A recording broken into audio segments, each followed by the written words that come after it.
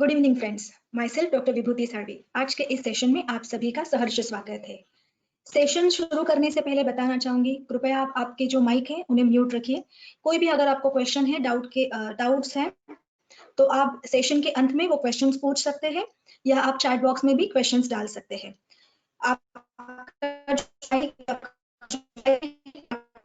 Screen का option दिखेगा आपको, उसको आपको म्यूट रखना है सेशन शुरू है तब तक। साथ ही साथ आपका अगर मोबाइल है तो उसको आप हॉरिजॉन्टल रखिए ताकि आपको ज्यादा बेटर व्यू मिल सके। सेशन की शुरुआत करते हैं भगवान धन्वंतरी के स्तवन से।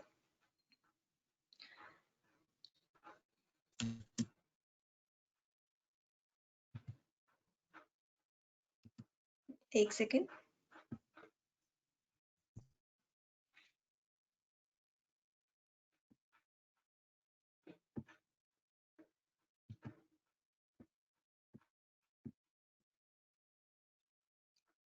रागादिरोगान् सततानुषक्तान् अशेषकाय प्रसुतान् शेषान् औत्सुक्य मोहारतिदान् यो पूर्ववैद्याय नमोस्तु तस्मै।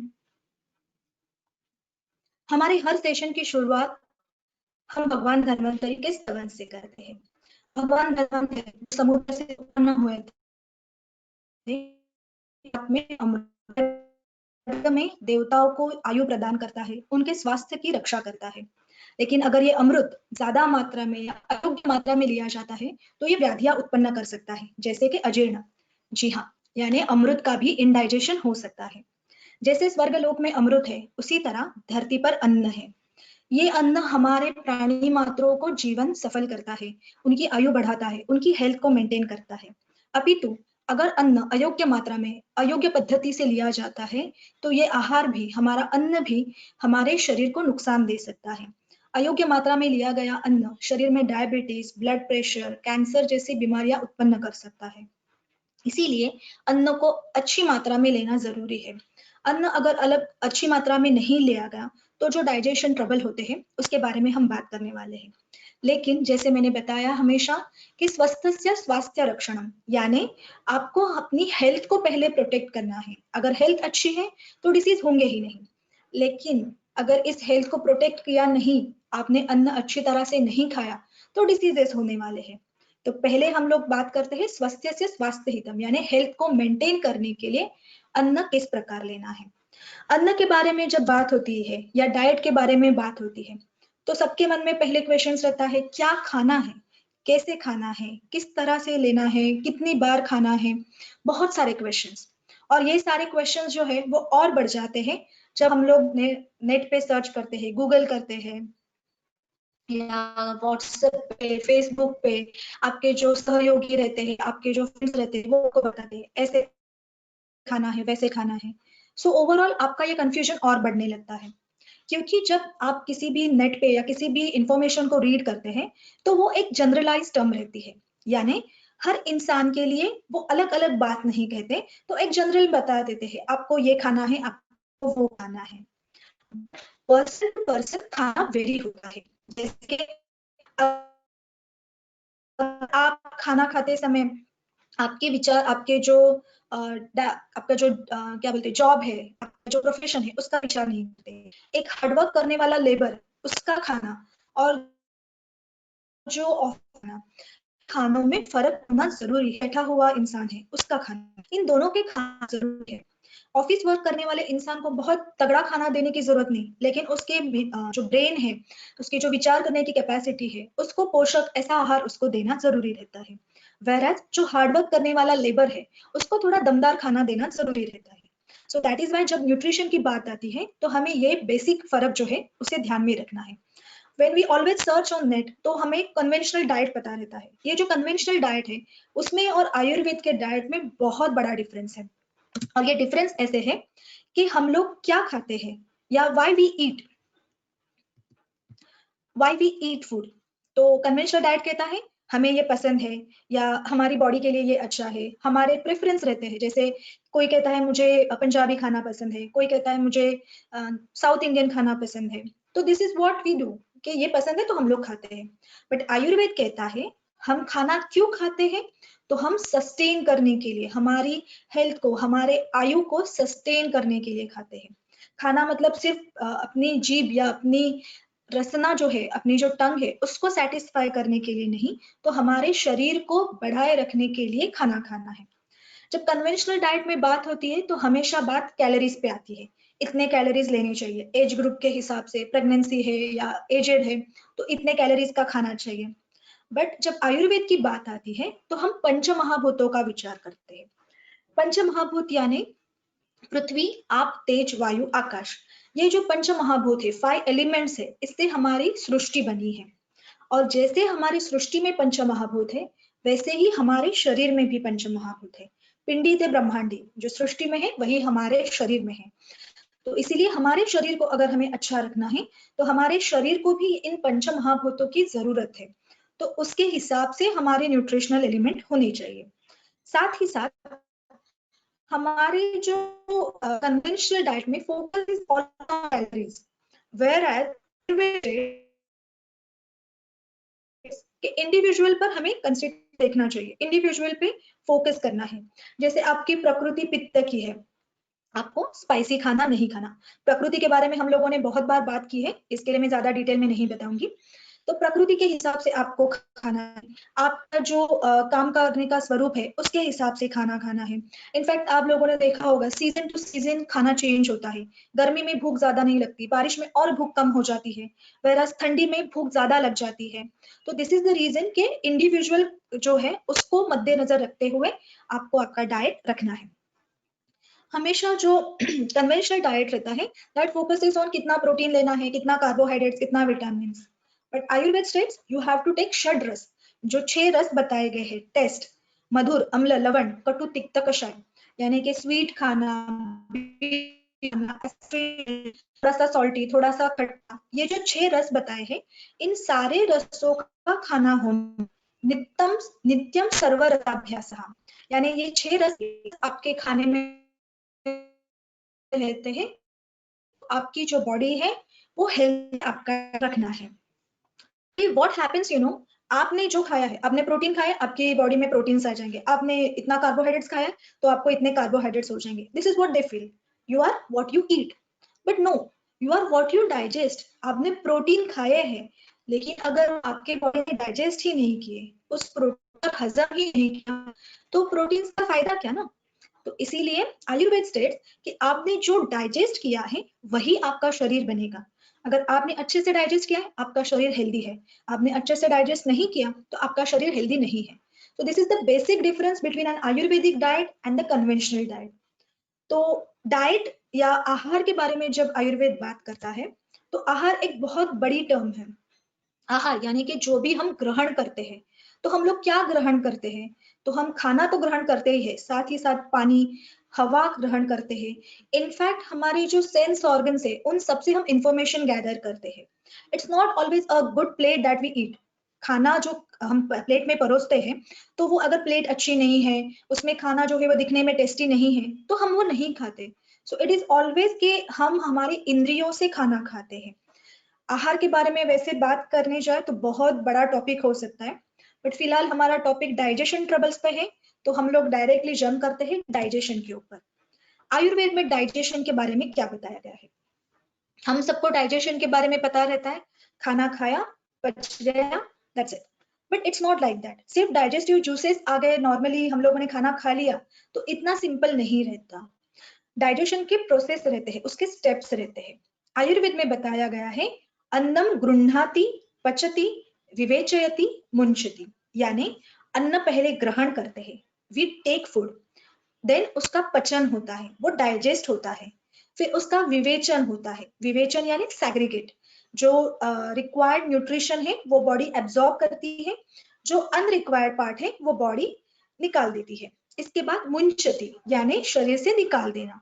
तो इस चारों स्टेप्स में अगर कहीं पर भी कुछ भी गड़बड़ होती है, कहीं पर भी कोई प्रॉब्लम आता है, तो हमारा डाइजेशन बिगड़ जाता है। जैसे कि अन्न खाते समय अगर आपने ठंडा खाना खाया, बासी खाना खाया, तो आपने खाना ही गलत खाया है, तो आपको डाइजेशन ट्रबल होने वाला है। पचती यानी अन्न डाइजेस्ट होते समय पहला खाना खाने से पहले आपने दूसरा खाना खा लिया, तो आपको डाइजेशन ट्रबल होगा। विवेचयति यानी सेग्रीगेशन होते समय अगर इस स्टेप में कोई प्रॉब्लम आता है तो आईबीएस यानी इरिटेबल बाउल सिंड्रोम जैसे सिम्टम्स आ जाते हैं। मुंचती यानी शरीर से जब मल भाग बाहर निकाला जाता है उस स्टेज में अगर प्रॉब्लम आता है तो कॉन्स्टिपेशन डायरिया जैसे प्रॉब्लम आते हैं। तो ओवरऑल ये जो चारों स्टेप है, अन्नम गृह्णाति पचति विवेचयति मुंचति, taking the food, digesting, segregating and जो है वो, इन चारों स्टेप में प्रॉब्लम आना यानी डाइजेशन ट्रबल। तो विद दिस बैकग्राउंड अभी हमें जानना है कि क्या खाना है, कैसे खाना है। और खाने के बारे में आयुर्वेद में बहुत सिंपल सी भोजन विधि बताई है। उष्णम स्निग्धम मात्रावत जीर्णे वीर्य अविरुद्धम इष्ट देशे इष्ट सर्वोपकरणम नाति द्रुतम नाति विलंबितम अजल्पन अहसन तन्मना भुंजित आत्मानम अभिसमक्ष सम्यक। बहुत बड़ा श्लोक है, इसको शॉर्ट में समझा लेते हैं। उष्ण खाना यानी गर्म खाना खाना है। अभी गर्म खाने का मतलब क्या है? सुबह खाना बनाया, शाम को उसी को माइक्रोवेव में गर्म किया और खा लिया। It's not like that. खाना फ्रेश होना चाहिए। जब हम लोग खाना बनाते हैं तो उसको 1 या यानी 3 घंटे के अंदर खाना अपेक्षित है। उस वक्त जो वार्म खाना रहता है वो सबसे अच्छा रहता है। लेकिन आपने सुबह बना के बाद में खा लिया तो उस खाने में न्यूट्रिशनल कंटेंट कम हो जाते हैं। So always have fresh and warm food. Then स्निग्ध यानी एडिक्वेट क्वांटिटी ऑफ घी और ऑयल शुड बी एडेड। अभी जब हम लोग घी और ऑयल के बारे में बात करते हैं तो many of you must be thinking ghee oil, अरे कोलेस्ट्रॉल बढ़ जाएगा। But let me tell you, घी और ऑयल ऊपर से डालना है। घी और ऑयल में तली हुई चीज नहीं खानी, ठीक है? मतलब ऑयल में तली हुई भजिया नहीं खानी। लेकिन आपका जो चावल है, आपकी जो रोटी है, उसके ऊपर आपको थोड़ा सा घी और ऑयल लगाना है। इससे क्या होता है, शरीर में ओलेशन रहता है, शरीर में स्निग्धता बनी रहती है। अगर ये स्निग्धता शरीर में नहीं है तो शरीर में रूखापन, ड्राइनेस बढ़ने लगता है, जिससे कॉन्स्टिपेशन हो जाता है। बाद में जैसे जैसे एज होने लगती है तो ये ड्राइनेस इतना ज्यादा बढ़ जाता है कि शरीर में वात की तकलीफ है, जिसको हम लोग संधिवात बोलते हैं, जॉइंट पेन्स वगैरह, ये सारी चीजें होने लगती है। सो अगर आपको इन सब चीजों को अवॉइड करना है तो always have adequate quantity of ghee और ऑयल। एक एग्जांपल देती हूँ। एक लकड़ी है, इस लकड़ी को अगर आप ऐसे ही बहुत दिनों तक रख देते हैं तो वो बाद में टूट जाती है जब आप उसको बेंड करने जाते हैं। इसी लकड़ी को अगर आप रोज तेल लगा रहे हैं, तेल लगा के उसको अच्छे से मसाज कर रहे हैं, तो उस लकड़ी को जब आप बाद में बेंड करने जाते हैं तो वो टूटती नहीं, वो बेंड हो सकती है। सेम वे हमारे शरीर में भी अगर आप स्निग्धता देते हैं तो आपका शरीर जो है वो अच्छे से बेंड यानी कि अच्छे से मोल्ड हो पाएगा। It will not break like that सूखा लकड़ी। सो fresh and warm food, adequate quantity of ghee, ushnam snigdham. Then comes matravat. How much we should eat? 200 ग्राम चावल खाया, 2 चपाती खाई, इतनी एक कटोरी सब्जी ली। It's not like that. आपकी फूड क्वांटिटी विल डिफर। अगर आज आपने बहुत काम किया है, फिजिकल वर्क किया है, आपको भूख ज्यादा लगेगी। वेरएज आपने अगर काम बिल्कुल नहीं किया, आप आराम से घर में बैठे तो आपको ज्यादा भूख नहीं लगेगी। या फिर अगर समझो आपने ठंडी का सीजन है, भूख ज्यादा लगी है और उस समय आपने नहीं नहीं मुझे सिर्फ 2 ही रोटी खानी है, ऐसा अगर किया तो आपकी वो भूख ऐसे ही पेट में रह जाएगी और आपको तकलीफ होगी। So depending upon body needs, depending upon season, depending upon your work, आपको आपके खाने की मात्रा अलग अलग करनी है। इट शुड बी मिताहार, मतलब क्वांटिटी बहुत ज्यादा नहीं होनी चाहिए, बट एटलीस्ट इतनी होनी चाहिए कि आपकी लाइफ सस्टेन हो सके। इसके बाद बारी आती है जीर्ण। जीर्ण यानी खाना पहला पचने के बाद नया खाना खाना है। अभी पहला खाना पच गया मतलब क्या? बहुत बार मैं पेशेंट जो हमारे क्लिनिक में आते हैं उनसे क्वेश्चन पूछती हूँ, आप खाना कब खाते हैं? टाइम देख के, मतलब क्लॉक में कितने बजे है वो देख के, कि आपको भूख लगी है ये देख के? ये सबसे इंपॉर्टेंट है।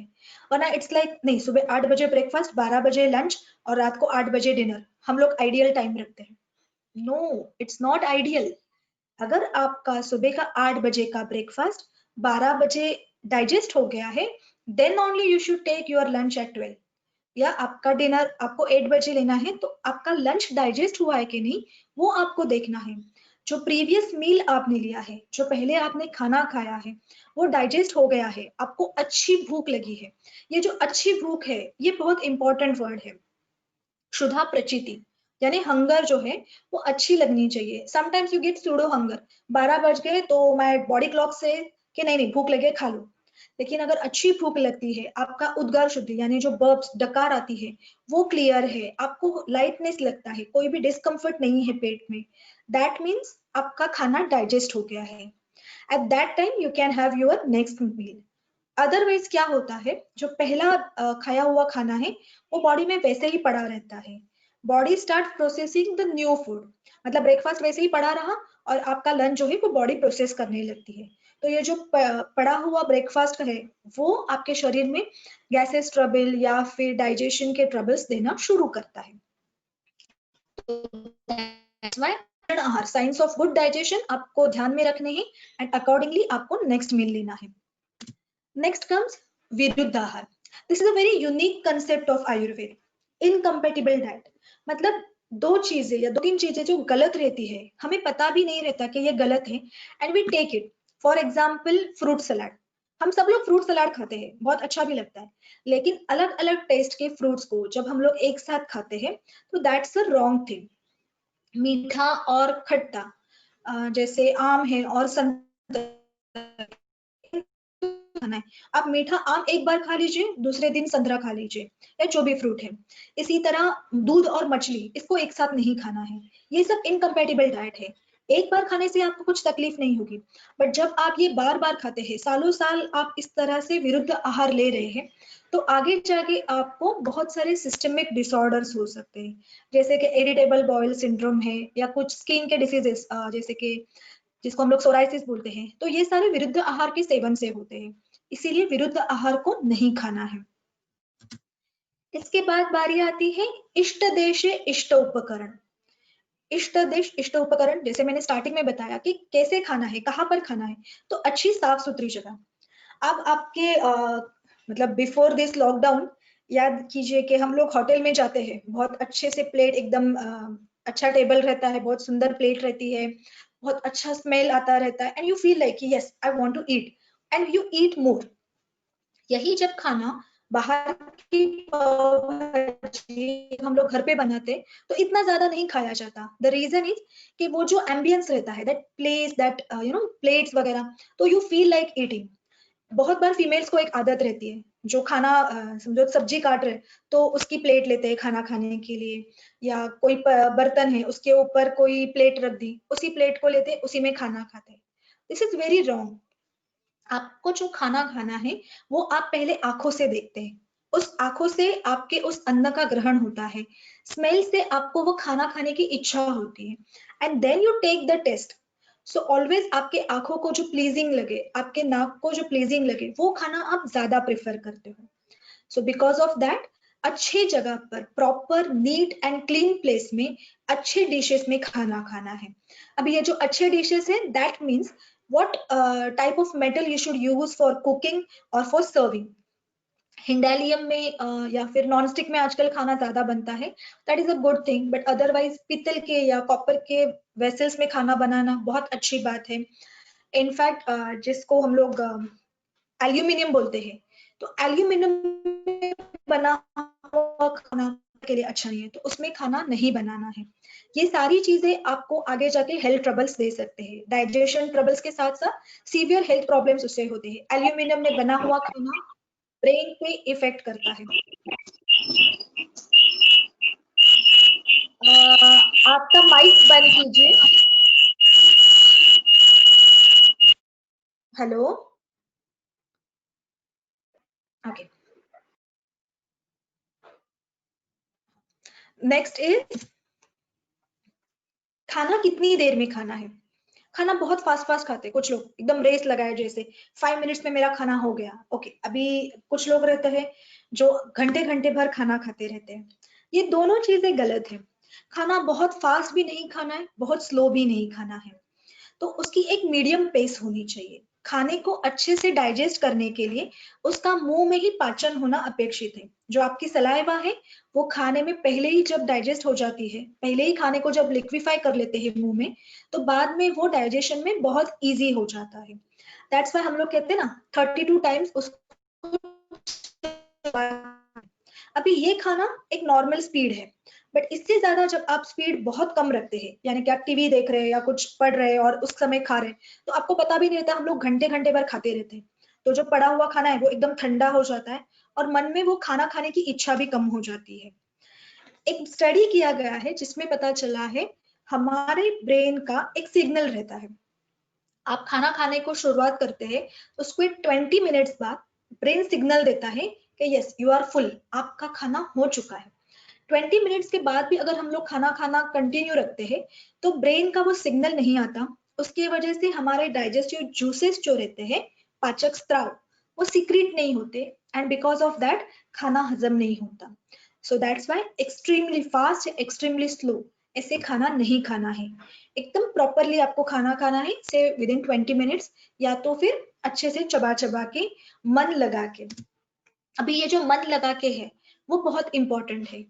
अजल्पन अहसन तन्मना भुंजित, यानी खाना खाते समय बहुत ज्यादा हंसना या खाना खाते समय खाने के टेबल पे बहुत ज्यादा बड़बड़ करना या झगड़ा करना, ये सारी चीजें रॉन्ग है। खाना खाते समय आपका जो मन है उस खाने में होना चाहिए। आप सभी को पता है कि हमारे यहाँ पर पहले खाना खाते समय प्रार्थना की जाती है। ओके, वदनी कवळ घेता नाम घ्या श्री हरीचे, सहज वर्ण होते नाम घेता फुकाचे। ये जो हम लोग प्रार्थना बोलते हैं वो किस लिए? कि हम जो खाना खा रहे, वो जो खाना है वो पूर्ण ब्रह्म है। ये ब्रह्म यानी कि हमारे शरीर को एक क्या बोलते हैं, शरीर को स्फूर्ति देने वाला है, हमारे शरीर का चलन करने वाला है। ऐसे खाने को खाते समय आप खाना एक जगह पर और आपका मोबाइल, आपका टीवी, आपका लैपटॉप एक जगह पर। खाना एक टास्क नहीं है कि जिसको आपको बस करना है और छोड़ देना है। हमारी पूरी जो लाइफ है उस खाने के ऊपर है। तो क्या आप आपके खाने के लिए उतना सा टाइम भी नहीं दे सकते? एक दूसरा काम करते करते खाना खाना ये सबसे गलत है। ऑलवेज हैव आत्मानम अभिसमीक्षम, एक तो खाने पर कॉन्सेंट्रेट कीजिए and eat what your body needs, what your mind is saying. आपको जो पसंद है वो आपको खाना खाना है, आपके शरीर की जरूरत के हिसाब से खाना है। Your body is always giving you signals, you should eat this, you should not eat this, but what we do, नहीं I like this but if it is not healthy we should not eat. Okay, next is, अभी ये सब हो गया भोजन विधि। भोजन खाते समय जैसे मैंने स्टार्टिंग में बताया, जो 6 रस है, मधुर अम्ल लवण कटु तिक्त कषाय, यानी स्वीट, सॉल्टी, देन थोड़ा सा खट्टापन, बीटरनेस, एस्ट्रिंजेंट टेस्ट और तीखापन, इन सारे टेस्ट को बैलेंस करके खाना खाना है। खाना खाते समय पहले जो मधुर यानी कि स्वीट टेस्ट है उसको खाना है। दैट मीन्स कि not exactly sweet dish, but आपकी जो रोटी है, आपका चावल है, वो थोड़ा डाइजेस्ट करने में हेवी रहता है, तो आपको उसे पहले खाना है। हम लोग एग्जैक्टली उल्टा करते हैं, स्वीट डिश सबसे लास्ट खाते हैं। That is wrong thing. जब आपके पेट में भूख ज्यादा है उस समय ये हेवी चीजें पहले खानी है। इसके बाद बीच बीच में आपको खट्टापन या जो लवण रस है, थोड़ा सा खारट जिसको बोलते हैं, नमकीन, वो खाना है। ये थोड़ा सा ही होना चाहिए, मतलब कितना, तो थोड़ी सी चटनी या थोड़ा सा अचार है, कोशिम्बीर है, उतना ही। इसको बहुत ज्यादा मात्रा में नहीं खाना है। ये बीच बीच में खाने से टेस्ट आती रहती है and you feel like eating. अंत में आपको कटु तिक्त कषाय रस खाने हैं, यानी कि जो आपका बीटर टेस्ट है या जो आपका तीखा टेस्ट है उसको लास्ट में खाना है। इससे क्या होता है, जो आपने खाया हुआ मीठा रस लिया है वो डाइजेस्ट हो जाता है। That should be the way of eating. पूर्वे मतलब स्टार्टिंग में मधुर रस खा के आपको एंड में तीखा खाना है। अब ये होने के बाद पानी पीना है। जैसे मैंने बोला, आहार में अन्न भी है और पानी भी है। पानी पीते समय बहुत लोगों को आदत रहती है कि खाना होने के बाद एकदम 1-2 ग्लास पी लेते हैं। This is wrong. खाना खाने के तुरंत बाद पानी ज्यादा नहीं पीना है। आप खाने से 1 घंटे पहले पानी पी सकते हैं या खाना खाते समय थोड़ा थोड़ा पानी बीच में पी सकते हैं। खाना खाने के तुरंत बाद अगर ज्यादा पानी पीते हैं तो वो पानी आपके डाइजेशन पे इफेक्ट करता है। तो बीच बीच में थोड़ा थोड़ा पानी खाने को गीला करने के लिए या डाइजेशन को इजी करने के लिए लेना है। साथ ही साथ पानी जो है बहुत ज्यादा मात्रा में भी नहीं लेना, बहुत कम मात्रा में भी नहीं, मात्रावत। अभी ये मात्रा कैसे डिपेंड होगी, तो as I said season wise, बारिश के सीजन में प्यास कम लगती है, पानी कम पीना है। आपका अगर एक्सर्शन कम है, पानी की मात्रा कम होगी। साधारणतः 1.5 से 2 लीटर पानी इनफ होता है। अगर आपको पानी के वजह से कुछ डाइजेशन इश्यूज रहते हैं, तो instead of drinking normal water, आप सिद्ध जल ले सकते हैं। सिद्ध जल यानी शुंठी है या उशीर है, वाड़ा जिसको बोलते हैं, तो इसको पानी में उबाल के उसका पानी पी सकते हैं। ये जो पानी रहता है वो डाइजेशन में हेल्प करता है, तो दैट वे आप पानी पी सकते हैं। अभी ये सब होने के बाद finally what we should eat exactly, तो जब स्नैक्स टाइम आता है तो यू कैन हैव उपमा या शीरा खा सकते हैं, थाली पीठ, घावड़, ऐसे जो हल्के खाना है उसको खाना है। When it comes to lunch, रोटी चावल, रोटी के साथ सब्जी, चावल के साथ दाल, ये आपका आइडियल लंच है। जिन लोगों को बटर मिल्क लेने की आदत है, they can have butter milk, but butter milk ज्यादा खट्टा ना हो, इस बात पर ध्यान रखना है। लंच कैसे ही आप डिनर रख सकते हैं। लंच खाते समय जो चावल है उसको ज्यादातर कुकर में बनाया जाता है, तो avoid cooking in a cooker. Instead of that चावल आप बर्तन में बनाएंगे तो वो ज्यादा हल्का रहता है। अभी ये सब इतना अच्छा बताने के बाद फिर भी अगर किसी को डाइजेशन ट्रबल होते हैं तो क्या करना है। ये सब हो गया स्वस्थस्य स्वास्थ्य रक्षणम। अभी हम लोग विकार के तरफ जाते हैं, विकारस्य परिमोक्षणम, विकार को कैसे दूर करना है। तो सबसे पहले आता है लॉस ऑफ एपेटाइट, भूख ही नहीं लगती, खाने का मन ही नहीं, खाना खाने के बाद जी मचलाता है, कुछ कुछ लोगों को वोमिट हो जाती है। अभी इसमें मेन क्या रहता है, आपका माइंड स्टेटस इंपॉर्टेंट है। अगर आपका माइंड अच्छा नहीं है, फ्रेश नहीं है, कुछ मन में मनमुटाव चल रहे, स्ट्रेस टेंशन है, तो भूख नहीं लगती। समटाइम्स कुछ इस डिसीजेस रहते हैं, कुछ बीमारियां रहती है, जैसे जॉन्डिस है या बहुत दिनों से बीमार था, तो भी भूख कम हो जाती है। फॉल्टी जो हमारी डाइट स्टाइल है, जैसे कि सुबह उठ के एकदम से बहुत हेवी नाश्ता कर लेते हैं और फिर बाद में दोपहर को भूख नहीं लगती, या रात को लेट तक काम करने वाले लोग हैं, उनकी जो बॉडी साइकिल रहती है वो डिस्टर्ब रहती है, या कुछ दोषों की विकृति रहती है, तो उसकी वजह से भी भूख कम हो जाती है।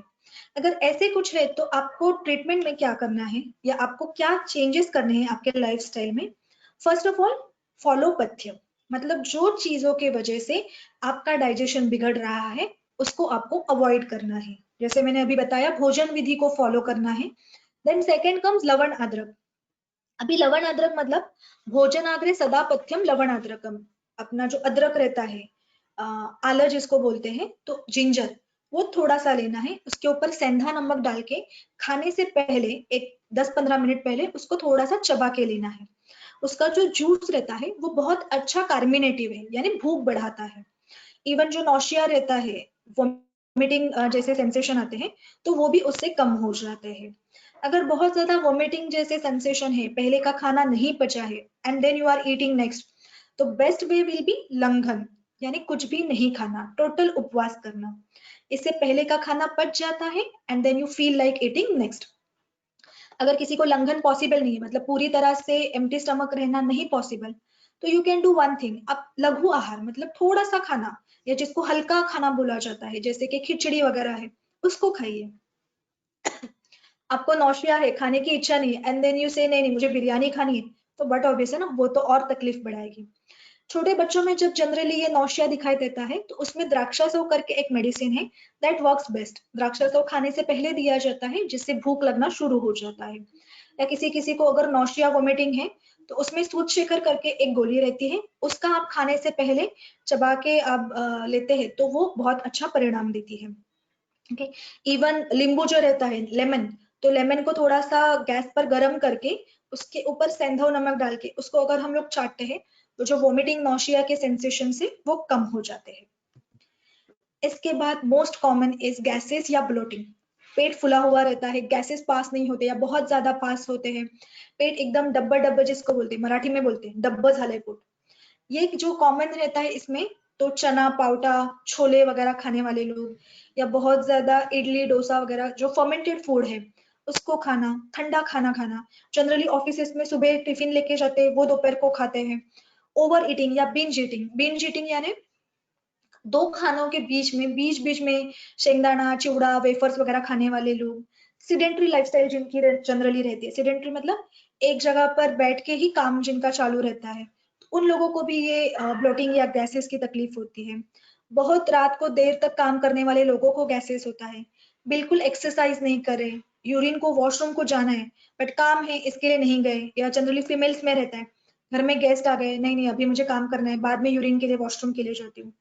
ये जब आप बार बार करते रहते हैं then you get gases and bloating का डिफिकल्टीज। अभी इसकी ट्रीटमेंट कैसे करनी है? तो एज आई सेड, पथ्य फर्स्ट, देन कम्स विश्व तेल का नाभि पूरण। नाभि पूरण मतलब जो हमारा नेवल रीजन है, यहाँ से हमारे शरीर के डाइजेशन में आप कंट्रोल ला सकते हैं। तो इस नाभि में, इस नेवल रीजन में विश्व तेल करके एक मेडिसिन है, it is a medicated oil prepared with ginger. तो आप उसको नाभि में डाल सकते हैं, या तो फिर अगर आपके पास विश्व तेल नहीं तो आप जिंजर का रस जो रहता है उसका जूस 1 to 2 ड्रॉप्स आप नाभि में डाल सकते हैं। पेट को थोड़ा सा, कमर को सेकना है हल्के से। अजवाइन जैसे जो पाचक डाइजेस्टिव कार्मिनेटिव्स रहते हैं उसका सेवन करना है। अजवाइन बहुत थोड़ा सा लेना है, बहुत ज्यादा मात्रा में नहीं। खाने में जब तड़का वगैरह लगा रहे हो तो उसमें हींग की मात्रा अच्छी होनी चाहिए।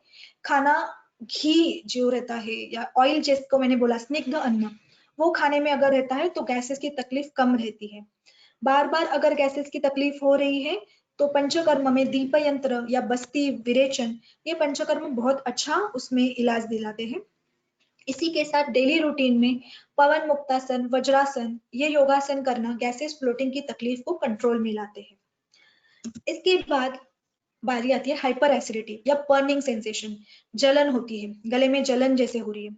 स्पाइसी ऑयली फूड, चाइनीज खा रहे, समोसा खा रहे, लेट नाइट तक काम कर रहे हैं, ट्रैवलिंग की जिनको आदत है, मतलब एमआर जैसे लोग हैं कि जिनको बहुत ज्यादा ट्रैवलिंग रहती है, धूप में घूमते रहते हैं, अल्कोहल खाने वाले लोग जो टिपिकल पित्त प्रकृति के लोग हैं, तो इनको ये हाइपर एसिडिटी बहुत ज्यादा होती है। Sometimes patient comes to hospital and is like कि छाती में जलन हो रही है, छाती में एकदम भारी भारी लग रहा है, हार्ट अटैक तो नहीं आ गया? डॉक्टर चेक करते हैं and then he comes to know, अरे नहीं ये तो एसिडिटी थी। Acidity and heart attack sometimes symptoms बहुत सेम सेम लगते हैं। जब हम लोग बहुत ज्यादा खाना खा रहे, वो खाना अच्छे से नहीं है, स्पाइसी ऑयली है, या समटाइम्स सैटरडे में बहुत अल्कोहल ले लिया, स्पाइसी खाना खा लिया एंड सैटरडे नाइट पेशेंट कहता है कि हार्ट अटैक आ गया, तो ये एसिडिटी बेसिकली रहती है। ऑफ कोर्स समटाइम्स एसिडिटी है एंड उसमें एमआई भी बैठ सकता है, तो एकदम से आप निग्लेक्ट मत कीजिए, बट सी टू इट कि आपका खाना प्रॉपरली होना चाहिए, खाने में पथ्य होना बहुत जरूरी है। सूत शेखर को आयुर्वेद में पित्त की मात्रा कही गई है। जिनको बार बार एसिडिटी होती है तो वो सूत शेखर की मात्रा, मतलब सूत शेखर की गोली घर पे रखिए। एसिडिटी होने के बाद उस सूत शेखर की गोली को क्रश करके मुंह में रखना, या उसको अदरक के रस के साथ लेना, अदरक का रस और थोड़ा सा हनी डाल के सूत शेखर लेना, एसिडिटी में बहुत अच्छा रिलीफ देता है। इसी के साथ नाभि पूरण करते समय नाभि में मिल्क, जो बिना गर्म किया हुआ दूध है, उसको नाभि में 2 से 4 बूंद डालिए। मोरावड़ा, गुलकंद या मनुका जिसको बोलते हैं, किशमिश, इसका खाने में प्रयोग करना है। विरेचन करके जो पंचकर्म है वो हाइपर एसिडिटी में बहुत अच्छा फर्क दिलाता है। आपके नजदीकी वैद्य के पास आप इसके बारे में पूछ सकते हैं। हाइपर एसिडिटी के जैसे एक कंडीशन रहती है एसिड रिफ्लक्स, ये अलग कंडीशन है। एसिडिटी में आपको सिर्फ गले में जलन जैसी होती है, एसिड रिफ्लक्स में खाना ऊपर आ जाता है, जो खट्टी खट्टी डकार ऊपर आती है, या हमें लगता है कि खाना ही ऊपर आ गया। It's a typical condition because of hiatus hernia, यानी हमारा जो पेट रहता है और जो ईसोफेगस यानी खाने का जो पाइप रहता है, इन दोनों के बीच में एक गार्डिंग मसल रहता है, स्फिंक्टर बोलते हैं। तो ये जब रिलैक्स हो जाता है तो खाना जो है वो नीचे जाने के बदले वापस ऊपर आ जाता है, इट कम्स रिफ्लक्स। तो और ऊपर से अगर हम लोग हॉट स्पाइसी खाना खा रहे हैं तो उन लोगों में ये एसिड रिफ्लक्स और बढ़ जाता है। In those patient hot spicy खाना नहीं खाना है। टी या कॉफी जैसे जो भी उत्तेजक पदार्थ है उन्हें आपको अवॉइड करना है। Try to maintain a recumbent position, मतलब एकदम खाना खाने के बाद लाई डाउन नहीं करना है, थोड़ा रिकम्बेंट पोजीशन में रहना है। ओवर ईटिंग नहीं करना है। Instead of having 2 big meals you can shift to 3 to 4 small meals, बहुत ज्यादा एक साथ नहीं खाना है। जो ज्येष्ठ मध या यष्टि मधु बोलते हैं उसको दूध में मिक्स करके अगर आप आपके जो एसिड रिफ्लक्स वाले यानी कि चेस्ट के यहाँ पर अगर आप लगाते हैं तो उससे ये थोड़ा रिफ्लक्स कम हो जाता है, जलन कम हो जाती है। मिल्क का नाभि पूरण, नेवल रीजन में मिल्क डालना, प्रवाल पंचामृत करके एक टैबलेट है, उसका इसमें बहुत अच्छा रिजल्ट दिखाई देता है। साथ ही साथ पंचकर्म, बस्ती या विरेचन जैसे पंचकर्म आप आपके नजदीकी वैद्य की सलाह से जरूर करवा लीजिए। योगासन में भुजंगासन, वज्रासन, शलभासन ये बहुत अच्छे इसमें परिणामदायी रहते हैं। Next comes IBS. This IBS is what irritable bowel syndrome. बहुत सारे लोगों को पता भी नहीं रहता कि उनको IBS है। IBS के सिम्टम बहुत वेग रहते हैं समटाइम्स। कभी कभी मोशन बहुत ज्यादा होता है, कभी कभी मोशन ही नहीं होता, कभी हार्ड स्टूल होता है, कभी लूज स्टूल होता है, एंड पेट में बीच बीच में पेन होता रहता है। जो स्टूल रहता है, मतलब जो मोशन होता है, तो वो अच्छे से बांध के होना ये इम्पोर्टेंट रहता है। बट कुछ पेशेंट में वो बांध के नहीं रहता, तो वो थोड़ा सा जिसको हम लोग बोलते हैं ना गोबर की तरह रहता है। तो ये इरिटेबल बॉवेल सिंड्रोम का एकदम टिपिकल लक्षण है। इसको आयुर्वेद में ग्रहणी बोला गया है। तो ये ज्यादातर मेंटल स्ट्रेस या एंजाइटी वाले पेशेंट्स में दिखाई देता है, जिन लोगों की मील या स्लीप के पैटर्न इरेगुलर रहते हैं, जैसे कभी नाइट शिफ्ट है, कभी डे शिफ्ट है, खाना खाने का टाइमिंग प्रॉपर नहीं, कभी 12 बजे खाया, कभी 4 बजे खाया, कभी लंच को स्किप किया। ऐसे पेशेंट में ये IBS बहुत ज्यादा दिखाई देता है। समटाइम्स ऑटो इम्यून डिसऑर्डर, मतलब रीजन इज अननोन, ऐसे पेशेंट्स IBS में दिखाई देते हैं। When you come to allopathy doctor, he will say auto immune है। आयुर्वेद में इसको एक सबसे ज्यादा महत्वपूर्ण कारण विरुद्ध आहार को दिया गया है। जो हम लोगों ने विरुद्ध आहार के बारे में बात की, तो विरुद्ध आहार जब प्रोलॉन्ग टाइम तक लिया जाता है तो IBS डेवलप होता है। IBS की ट्रीटमेंट कैसे करें या IBS को कैसे कंट्रोल में रखें? I can say it's a proper treatment. You have to first maintain your पथ्य, क्योंकि IBS ज्यादातर हमारे डाइजेशन से रिलेटेड है। विश्व तेल का नाभि पूरण, बिल्व यानी बेल जो रहता है, तो बेल को खाने में रखना है। खाने में मतलब बिल्व का अवलेह मिलता है, उसका जैम जैसे रहता है, तो उसको खाने में रखना है। सुबह में 1 चम्मच आप ले सकते हैं। तक्र यानी कि बटर मिल्क को खाने में रखना है। बटर मिल्क के साथ चावल खाना या बटर मिल्क को 1 ग्लास लेना, ये IBS की बहुत अच्छी ट्रीटमेंट बताई गई है। साथ ही साथ पानी जो पीना है वो भी अगर आप मेडिकेटेड लें, यानी कि सिद्ध जल, जैसे कि शुंठी है, तो शुंठी को पानी में उबाल के वो पानी पीना। पेया यानी कि चावल का जो पानी रहता है उसको पीना IBS के लिए बहुत अच्छा रहता है। पंचकर्मा में बस्ती पंचकर्मा IBS के लिए बहुत अच्छा फलदायी रहता है।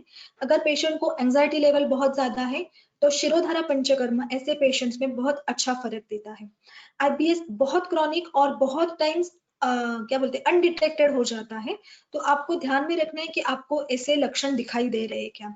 अगर लक्षण दिखाई दे रहे हैं तो जितना आप जल्दी उसको ट्रीट करेंगे, उतना जल्दी आपको उसका रिजल्ट मिलेगा। Otherwise that condition becomes very chronic, and then आपकी बॉडी जो है वो उस पर इतना एडजस्ट हो जाती है कि बाद में शरीर बहुत सूखने लगता है।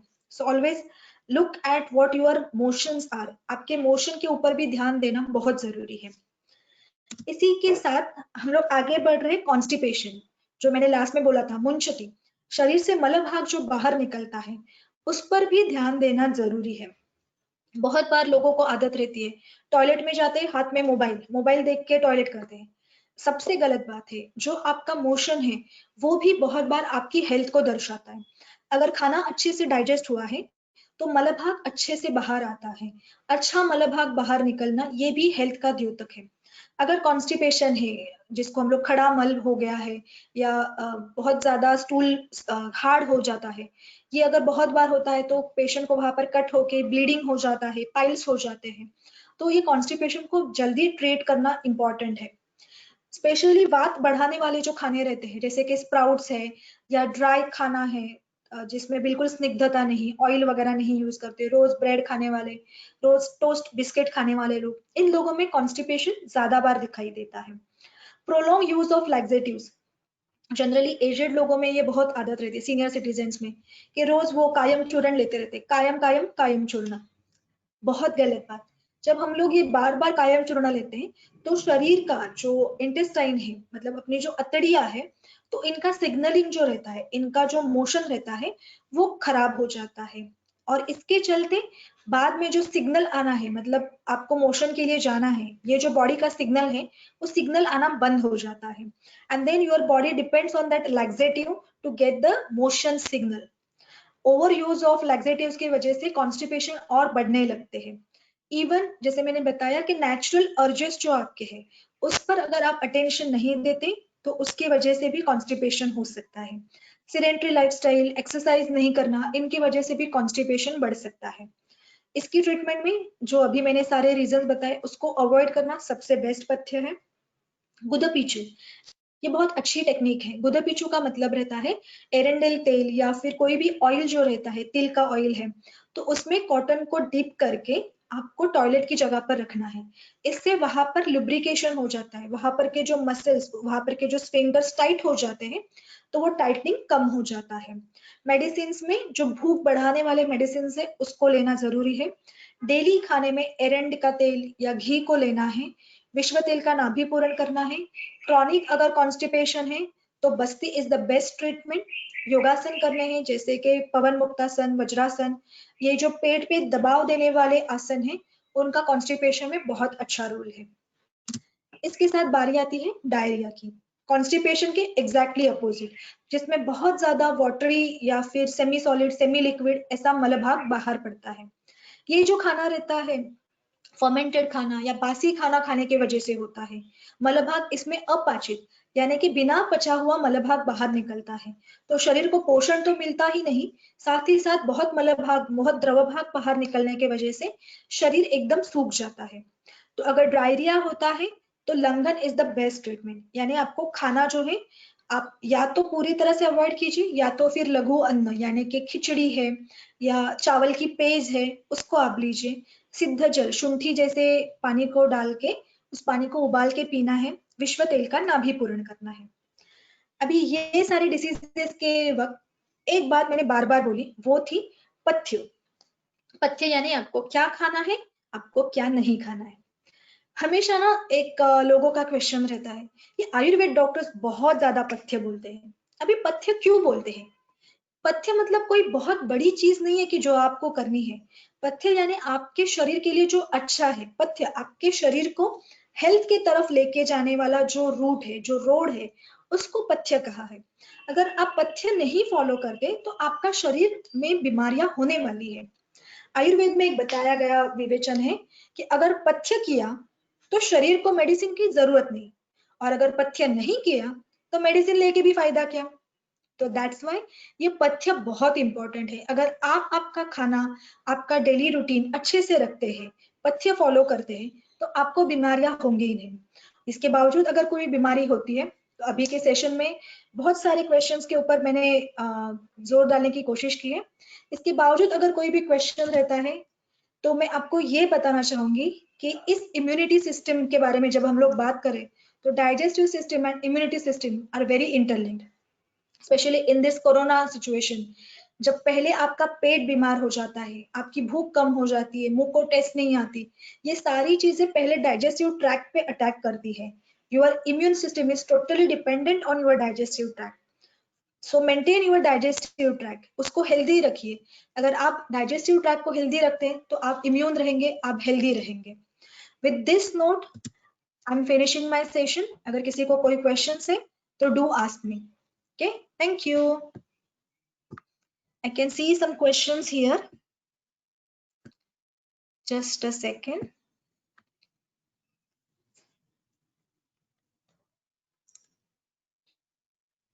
Okay. If anybody is having questions, अब आपके माइक म्यूट जो है उनको अनम्यूट कर दीजिए और आप क्वेश्चन पूछ सकते हैं या चैट बॉक्स में डाल सकते हैं।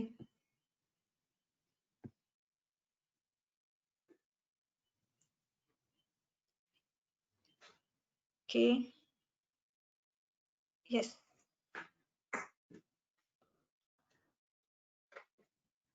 Okay. Okay.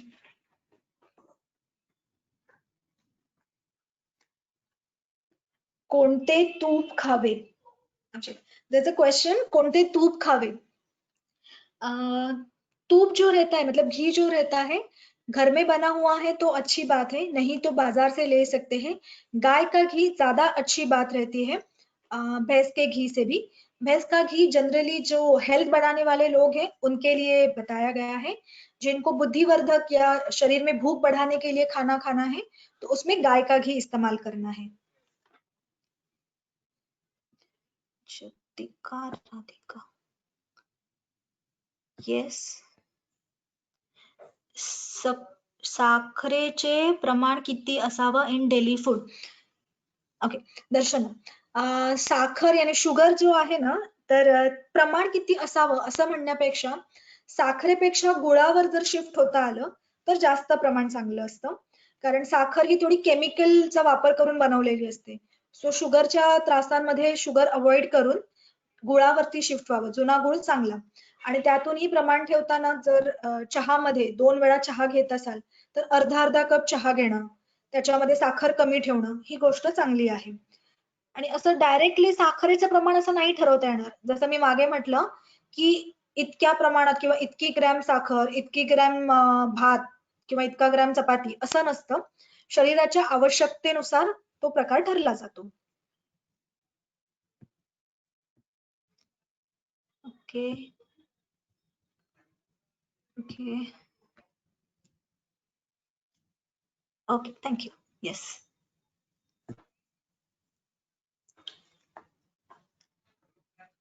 लहान 8 महिन्यांचे बाळ आहे, त्याला सतत गॅसेस होतात.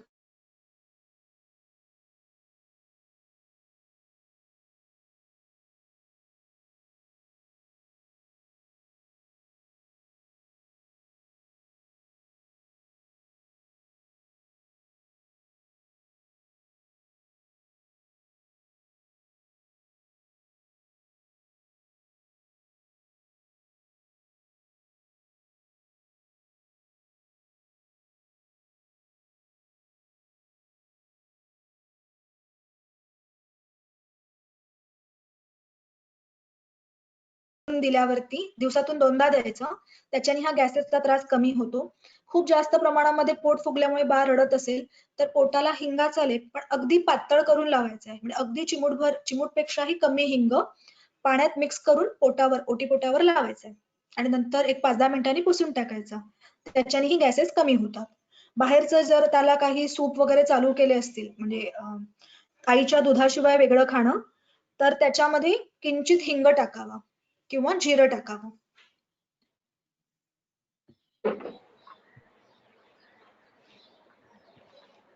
हॅलो.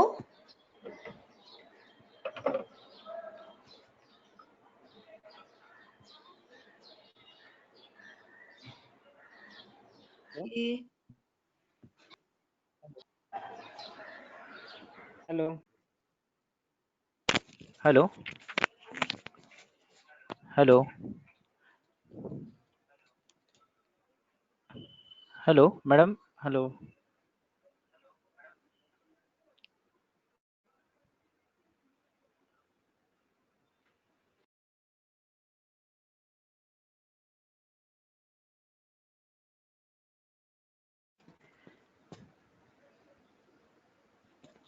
हॅलो.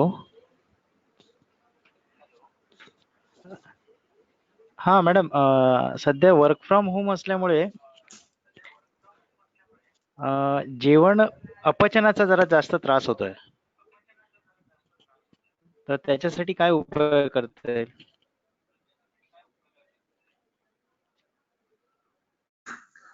एक सेकंड ना.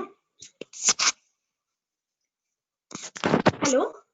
हा, वर्क फ्रॉम होम असल्यामुळे ते बराच वेळ आपण टेबल खुर्चीवरतीच बसलेलो राहतो.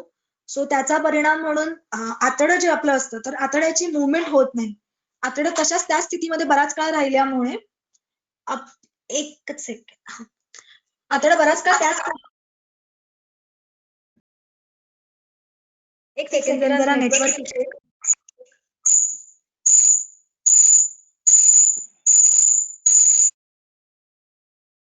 हॅलो.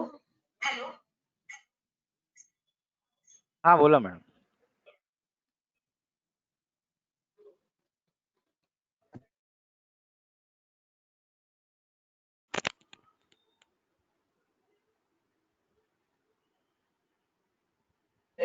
वायफाय चालू आहे.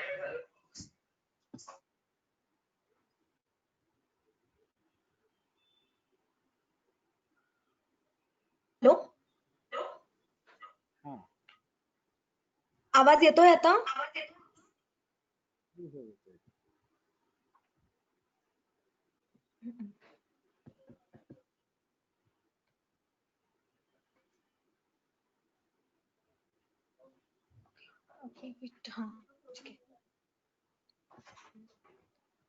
Hello. Okay.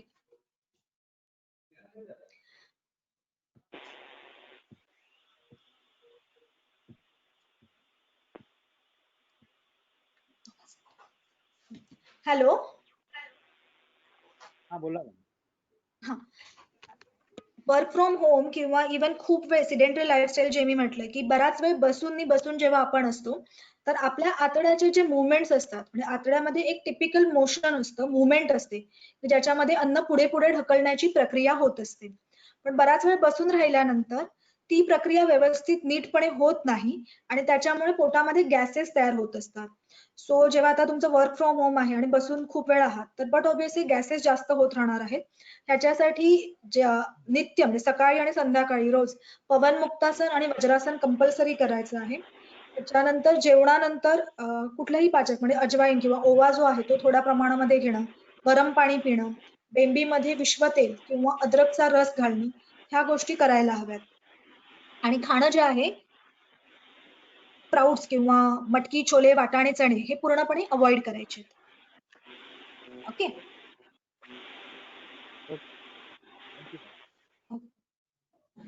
What is oil you suggested for stomach bloating? Vishwatel. Vishwatel is a medicated oil which is prepared from sesame oil, til tel, and adrak, ginger. Ginger extract is used to make that Vishwatel. If you don't have that Vishwatel, you can ask for that in clinic or else you can use ginger extract or ginger juice. Okay. Okay.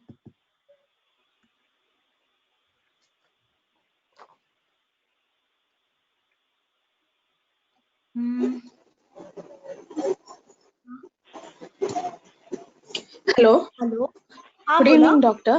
Non-veg बनवताना दहीचा वापर कितपत करावा किंवा करू नये की करायला पाहिजे? कशाचा वापर? हॅलो. दही. दही.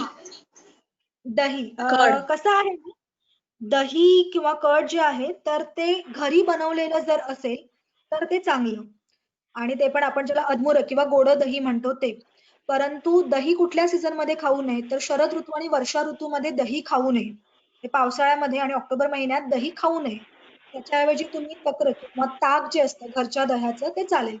विकतचं दही कधीच खाऊ नये कारण विकतचं दही हे दूध खराब झाल्यानंतर बनवलेलं असतं. त्याच्यामध्ये वेगवेगळे केमिकल्स असतात. तो जे आपण प्रोबायोटिक्स म्हणतो किंवा दह्यामधले उपयोगी बॅक्टेरिया म्हणतो ते विकतच्या दह्यामध्ये नसतात. त्याच्यामुळे बाहेरचं दही खाऊ नये.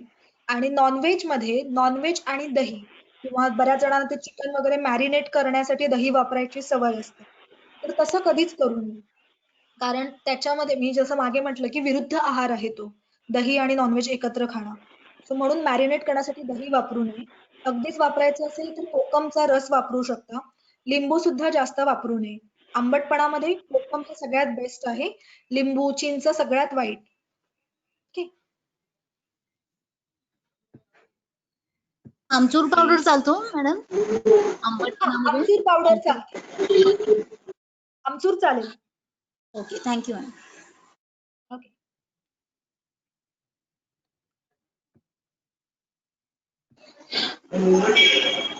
आणि डॉक्टर नॉनव्हेज खाल्ल्यानंतर थोडं हेवीनेस आणि हे होतं म्हणजे ढेकर येतात वगैरे असं त्रास होतो.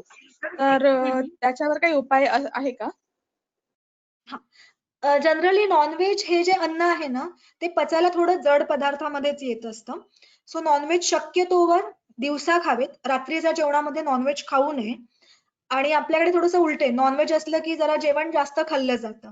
त्याच्या एक्झॅक्टली अपोजिट हवं. नॉनव्हेज ज्या दिवशी आहे त्या दिवशी जेवणाची मात्रा कमी ठेवावी. म्हणजे समजा तुम्ही 4 चपात्या खाताय तर 2 चपात्या खाणं, प्रमाण थोडं कमी ठेवणं. नॉनव्हेज शिजवताना सुद्धा मच्छी किंवा मासे जे असतात तर मासे जास्त खाऊ नयेत, कारण मासे हे कफ किंवा क्लेद वाढवणारे असतात. सो त्याच्याऐवजी चिकन किंवा मटण चालू शकतं आणि ते पण तळलेले नसावेत. तुमची ग्रेव्ही वगैरे मधले चालतील. पण नॉनव्हेज आठवड्यातून 2 किंवा 3 ह्याच्यापेक्षा जास्त नसावेत. प्रमाण त्याचं शरीराला जेवढं सूट होईल तेवढंच. रात्रीचं तर शक्यतो टाळावंच. आपण कांजूरलाच जाऊया. मग तू तयार आहेस का? हा, 1 मिनिट, मला ओके, तिला थँक्यू. प्रश्न विचारायचा, मी प्रश्न विचारते. चल मग बाय, मग मी रिक्षा थांबवून घरी येतो मग. हा, या bye. Hello, Smita Nikam. Hello. हा.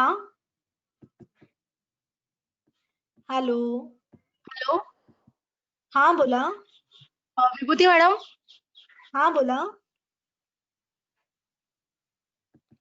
हॅलो. हा बोला. हॅलो. हा बोला, ऐकायला येते, बोला. हॅलो. हा मॅडम, तुम्ही बोला. विभूती मॅडम, तुम्हाला ऐकायला येते का? हो हो, ऐकू येते, बोला.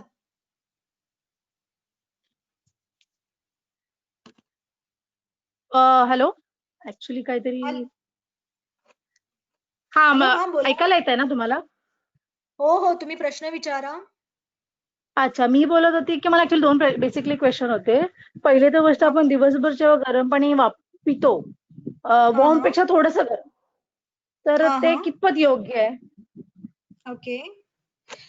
गरम पाणीचा अर्थ लुकवॉर्म म्हणजे पिण्यासाठी योग्य असं असायला हवं. आणि फक्त हम्म, गरम करून ठेवलं तर ते नाही होत. तर पाणी सकाळी एकदाच चांगल्या पद्धतीने उकळलं पाहिजे. ठीक आहे, तर ते हम्म, पाणी सुद्धा पचायला इझी होतं. आणि प्रत्येक वेळी हम्म, पाणी पिताना हलकसं गरम असायला पाहिजे, खूप जास्त गरम नको. स्पेशली जेव्हा खूप गरमीचा सीझन आहे, उन्हाळा आहे, तर हम्म, त्यावेळेला इतक्या हम्म. जास्त प्रमाणात गरम पाणी प्यायल्यानंतर शरीराला थोडंसं तेज जे आहे ते शरीरामधलं वाढतं आणि काही जणांना त्रास होत असतो. असं म्हणून हलकसं अच्छा. कोमट पाणी मात्र प्रत्येक वेळी घ्यावं. ओके. ओके, मग आम्ही रात्री गरम करतो आणि सकाळी पितो, ऍक्च्युली असं होतं. हा, चालेल की, तसंही चालेल चालतं. ना? हा हो हा. हो, तसंही आणि चालतं, पण प्रत्येक वेळी पिताना थोडंसं ते गरम करून घ्यावं. ठीक आहे, थोडंसं गरम करून प्यायचं, ठीक आहे. आणि हो. सेकंड बेसिकली क्वेश्चन होता की आपण ज्याचा कोरोना जे सुरुवात झालेली आहे, तिथपासून आम्ही हा हा काश्मीरी कावा करून एक काढा असतो, तर हा. तो आम्ही जस्ट लाईक इन्स्टेड ऑफ चहा आम्ही तो प्रिफर करतो घेणं.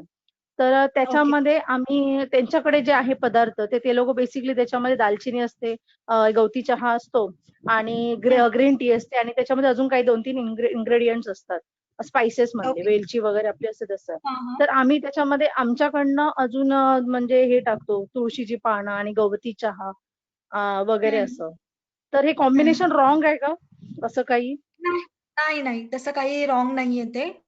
कारण इवन जो आयुर्वेदामध्ये आयुष काढा म्हणून आता सध्या खूप फेमस झालेला आहे, तर करेक्ट त्यातही करेक्ट. ह्याच पद्धतीने सांगितलंय. चहा हे मुळात अगदी भारतीय पेय नाही. चहाची सवय ही बरोबर. नंतर आपल्याला ब्रिटिशांनी लावलेली आहे. आणि चहा हम्म. घेण्याची जी पद्धत आपल्याकडे आहे, तर ती थोडी चुकीची हम्म. आहे. म्हणजे उदाहरणार्थ, चहा बनवताना वापरली जाणारी पानं ही अपक्व किंवा कच्ची हम्म. पानं असतात, छोटी असतात ती पानं. त्याच्यानंतर तो चहा आपण बराच वेळ त्याच्यामध्ये साखर घालून उकळतो. तो साखरेचा पाक बरोबर. होतो. वरून त्याच्यात दूध घातलं बरोबर. जातं. तो चहा पिण्यामुळे बऱ्याच जणांना ऍसिडिटी होते. आणि चहा प्यायल्यामुळे करेक्ट. आपल्याला त्रास होतो हे कळतही नसतं. जेव्हा तुम्ही चहा बंद हम्म. करता आणि नंतर तुम्हाला बेनिफिट दिसायला लागतात, तेव्हा कळतं की चहा पिणं किती चुकीचं होतं. सो म्हणून इन्स्टेड हम्म. ऑफ चहा जर तुम्ही हा काढा घेताय तर अतिउत्तम आहे. फक्त त्याच्यात हम्म. काळी मिरी आणि दालचिनीचं प्रमाण कमी ठेवावं. कारण त्याचं प्रमाण जर जास्त असेल तर हम्म. अननेसेसरी शरीरातलं पित्त वाढून मोशन मधून थोडंसं जळजळ होणं किंवा रक्त पडणं वगैरे असे काही जणांना त्रास होतात. सो म्हणून ते थोडंसं ओके. लक्ष ठेवायचं. अच्छा अच्छा. आणि तेजपत्ता पण चालतो ना त्याच्यामध्ये? हो, चालतो चालतो. पण प्रमाण चालतो ना? कमी ठेवा. हे जे उष्ण हा पदार्थ हा आहेत हा. ना, ज्याला आपण स्पाइसेस करेक्ट. म्हणतो, तर त्यांचं प्रमाण कमी असावं. आणि तो दिवसातनं असं काही असं स्पेसिफिकली एकच वेळ घ्यावा असं काही नाही ना, की कारण गरमी वाढते असं आयडियली मला कोणीतरी सकाळी. सांगितलं. हो हो, अगदी बरोबर आहे ते. आता म्हणूनच मी म्हटले की काळी मिरी, दालचिनी ह्यांचं प्रमाण कमी असावं. दिवसातून हम्म. एकदा सकाळी उपाशीपोटी चालतो आणि तो पण हम्म. अर्धा कप. अगदी भरपूर कपभर वगैरे घ्यायची गरज नाही. अर्धा कप इनफ आहे. जर काही हम्म. लक्षणं असतील म्हणजे सर्दी झालीये किंवा खोकला झालाय किंवा अन्न व्यवस्थित पचत नाहीये, भूक न लागत आहे, तर अशा वेळेला तुम्ही तो ग्रीन टी दिवसातून 2दा सुद्धा घेऊ शकता, पण अर्धा कप इतकंच प्रमाण असावं. अच्छा ओके. आणि जर लहान मुलाला 5 इयर्सचा मुलगा असेल तर त्याला पण आपण हाफ क्वांटिटी मध्ये जेवढं मी घेणार त्याच्या म्हणजे मी 180 ml घेते त्याची बेसिकली. Half quantity. हा तर त्याला तेवढं होईल ना? 7 वर्षाच्या मुलाला हाफ क्वांटिटी मध्ये द्यावं 7 वर्षापर्यंत. आपली जी ऍडल्टची क्वांटिटी आहे त्याच्या हाफ हा क्वांटिटी. हा half quantity. Okay okay. Thank you. Okay, yes, Thank you. welcome. Mr. Venkat, you have asked any brand. Which brand you are talking about? Oil. Okay. This Vishwa Tel, we prepare it at our clinic. So it's a Vishwa Amod brand. Okay. Yeah, there is a question. सासूबाईंचे वय 72 वर्ष आहे, त्यांना कॉन्स्टिपेशनचा त्रास आहे, रोज चूर्ण घेतात, फरक पडत नाही, चिडचिड करतात. बस 72 वर्षाच्या आजीबाई आहेत आणि त्यांना कॉन्स्टिपेशनचा त्रास आहे, रोज चूर्ण घेतात, फरक पडत नाही, चिडचिड करतात. बस्ती करता येईल का? हो, बस्ती करता येऊ शकतो. बस्तीसाठी वयाचं बंधन असतं, परंतु जर का त्रास जास्त प्रमाणात असेल तर आपण त्यांनाही बस्ती करू शकतो. मुळामध्ये हे वरचेवर, आता जसं मी मगाशी म्हटलं की वरचेवर हे कायम चूर्णासारखी औषधं घेत राहिल्यामुळे शरीराची किंवा आतड्यांची जी नॅचरल कपॅसिटी असते ती खराब होऊन जाते, आतडे खूप वृक्ष होऊन जातात. सो जर त्यांना बस्ती करता येत असेल तर सगळ्यात बेस्ट, नाही तर त्यांना रोजच्या रोज गुदपिचू जो आहे एरंडेल तेलाचा तो रात्रीचा ठेवण्यास द्यावा.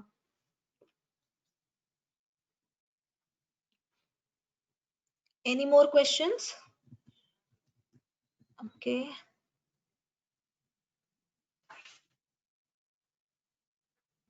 काय मुलगा खातो, माझा मुलगा खातो पण त्याच्या अंगाला लागत नाही. अच्छा, काय खातो पण मुलगा तुमचा? माझा मुलगा आणि बहुतेक लहान असावा. लहान मुलांचे थोडे खाण्याचे चोचले खूप जास्त प्रमाणात असतात, म्हणजे मला हे नको, मला ते नको, बिस्किटच पाहिजे, चिप्सच पाहिजे. मुलगा जर ते चिप्स आणि बिस्किट खाऊ शकतो आणि वरण भात नाही खात असं म्हणत असेल तर त्याला भूकच नाही असं नाहीये. त्याला भूक आहे पण ती काय म्हणतो आपण ज्याला चविष्ट खाणं खाण्याची त्याला जरा आवड झालेली असते. तर आपण मुलांना इंट्रोड्यूस केलेले असतात हे चिप्स आणि चॉकलेट. सो बेटर वे आपण त्यांना ह्या गोष्टी इंट्रोड्यूसच करू नयेत. त्यांना जे योग्य खाणं आहे म्हणजे वरण भात पोळी भाजी हेच त्यांना द्यायला पाहिजे. एखाद वेळेला मुलं उपाशी राहतील, नेक्स्ट टाइम बरोबर खातील. आणि शिवाय पोळी किंवा भात ह्या ज्या गोष्टी आहेत थोड्याशा चेंज करून द्याव्यात आणि मुलांना आवडेल अशा पद्धतीने द्यावं. संस्कृत मध्ये असं म्हटलेलं आहे, न पीडियेत इंद्रियाणी न च एतानी अति लालयेत. म्हणजे आपल्या ज्या टेस्ट बर्ड्स किंवा आपले जे सेन्सेस आहेत त्यांना अगदीच त्यांचं दमन करू नये, म्हणजे त्यांना आवडतंय पण द्यायचंच नाही असं नका करू. पण त्या इंद्रियांचे खूप चोचले पण पुरवू नयेत. जिभेचे चोचले आपण खूप पुरवतो आणि म्हणून हे आजार होत असतात. सो एखाद दिवशी जी पोळी आपण देतोय तर त्या पोळीचे फ्रँकी सारखा रोल करून देणं किंवा भात देतोय तर एखाद दिवशी जिरा राईस करून देणं, हे म्हणजे त्यांना पथ्यातच दिलं परंतु त्यांना त्यांच्या स्टाईलने दिलं तर मुलांना आवडतंही आणि ते खातातही. आणि चांगलं अन्न दिल्यामुळे त्यांच्या अंगाला सुद्धा लागतं. सो अशा पद्धतीने खाणं द्यावं. Radhika, is it all right to drink milk with ghee and turmeric on a daily basis? Yes, absolutely, it is very correct. दूध आणि तूप हे खूप चांगलं आहे आणि त्याच्यामध्ये हळद किंवा वेलची घातल्यानंतर दूध पचायला थोडं हलकं होतं, कारण दूध थोडंसं कफ वाढवणार आहे. तर त्याच्यामध्ये हळद किंवा वेलची घातल्यामुळे ते पचायला मदत होते. तूप घातल्यामुळे स्निग्धता शरीरामध्ये येत असते, पण त्याचं प्रमाण जे आहे ते शरीरानुसार ठरलं पाहिजे. अगदी सकाळी उठून उठून लहान मुलांना जबरदस्तीने दूध पाजू नये. आता मुलाचाच विषय निघाला म्हणून सांगते, बऱ्याच घरामध्ये सवय असते लहान मुलांना सकाळी सकाळी दूध आणि बिस्किट किंवा दूध आणि चपाती एकदम कालवा कालवी करून ती भरवली जाते, तर ते चुकीचं आहे. सकाळी सकाळी त्यांना नसेल जर का आवड तर तुम्ही त्यांना नंतर देऊ शकता. संध्याकाळी 7च्या आधी दूध द्यावं तेवढं चालतं. रात्री घेतलेलं चालेल का झोपायच्या आधी? कशासाठी घ्यायचंय? दूध हे ना मुळात पूर्ण आहार आहे. ठीक आहे. अच्छा. पूर्ण आहाराचा अर्थ आपण जेवण एखाद्या वेळेला स्किप केलं तर त्याच्या ऐवजी दूध असं रात्रीचं सांगतो. पण जर तुम्ही रात्रीचं जेवणही घेतलंय आणि प्लस दूध असं जर म्हणाल तर ते जास्त होऊन जातं.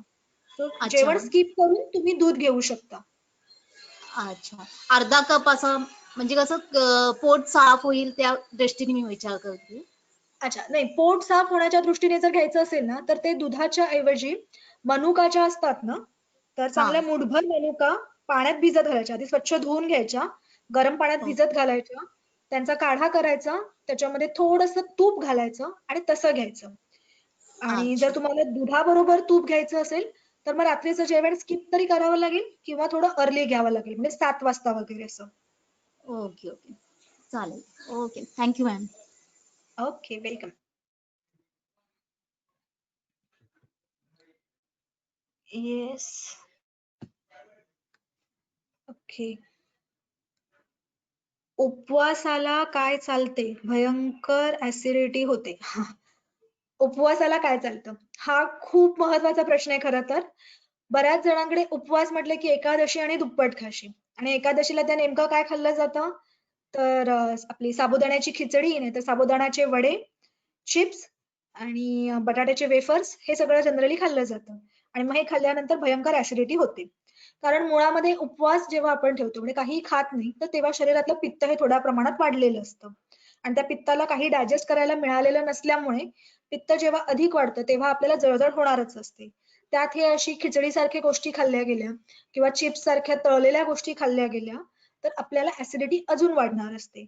म्हणून उपवासाला शक्यतोवर दूध आणि फळं हेच घ्यावं. आता जसं म्हटलं की दूध हा एक पूर्ण आहार आहे किंवा फलाहार आपण म्हणतो, तो आहार आहे, इट्स अ डाएट. ठीक आहे. सो त्याच्यामुळे जेव्हा तुम्ही जेवण स्किप करताय तर त्याच्या ऐवजी तुम्ही दूध किंवा फळं घ्यावीत. अगदीच नाही तर राजगिरा जो आहे तो उत्तम असतो. राजगिऱ्याच्या लाह्या किंवा राजगिऱ्याची चिक्की, राजगिऱ्याचे लाडू हे खाण्यामध्ये उपवासाला ठेवू शकता. पण भगर, साबुदाणा ह्या गोष्टी अवॉइड कराव्यात.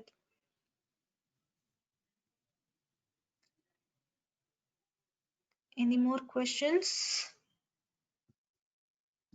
आय थिंक बऱ्यापैकी क्वेश्चन्स आलेले आहेत.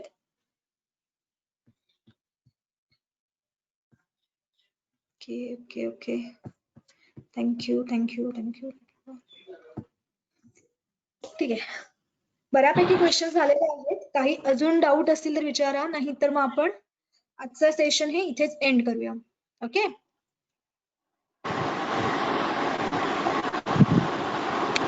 Hello. Yes sir.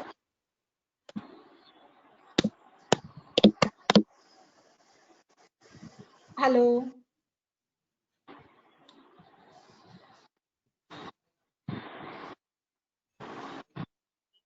Hello. Hello? हाँ सर, बोलिए. No, okay, yeah, no, I'm over. I'm done. Okay okay. Thank you. Yes, thank you everyone for listening me. And if you have any questions, we have made this group. You can ask your questions in that group also. So group मध्ये आपण त्या questions ला answer करू. You'll be Till then, uploading this video? yes, I will be uploading. It will take some time. In a No week or two, problem. I will upload. Okay. Okay. Thank you. Yes. You have that YouTube channel. If you have that Yeah. YouTube channel, you can subscribe there. So you will get Yeah. the notification also. Okay, thank you. Okay. Welcome. Okay. That's all for the day. We will finish our session now. Thank you.